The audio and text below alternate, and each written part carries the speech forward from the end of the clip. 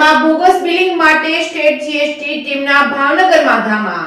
ભાવનગરમાં bogus billing માટેનું પિયર ગણાય છે. બોગસ બિલિંગના કરનારાઓને કોઈ પણ સરકારી નીતિ નિયમોના લીરા ઉડાડી રહ્યા છે. ત્યારે શહેરના વડવા વિસ્તારમાં આજે સાંજે સ્ટેટ જીએસટીના દરોડા પડ્યા હતા. મધરાત સુધી તપાસ જારી રહી હતી. 2 શખ્સોના મકાનમાં સ્ટેટ જીએસટીની ટુકડી ડિજિટલ દસ્તાવેજો, મોબાઈલ ફોન સહિત વિવિધ સામગ્રી કબજે કરી પૂછપરછ કરી હતી.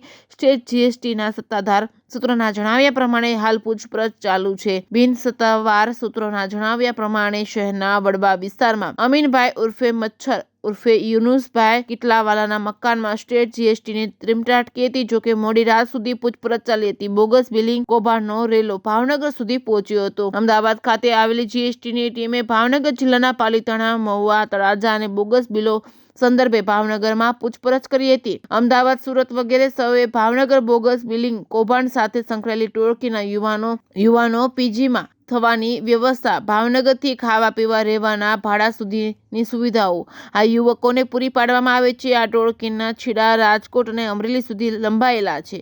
ભાવનગરમાં બેઠેલો બિગ બોસ બધું ફાઇનાન્સ કરે છે અને આ પીજીમાં રહેતા યુવકો ગરીબ લોકોને નાણાં આપી ફાઇલો તૈયાર કરે છે. અંદરખાને મળેલી ગુપ્ત બાતમી મુજબ સાહિલ એસએમ, ઇનાયત તેમજ સમીર કાળુ, તોફિક ખાન સિંધી યુવક, અસલમ ડોન તેમજ ટાયરવાળાનો છોકરો સહિત અન્ય યુવકો સ્ટેટ જીએસટીની રડારમાં આવી ગયા હોવાનું જાણવા મળ્યું છે. Reporting by Hiren Bhayani, Bhavnagar.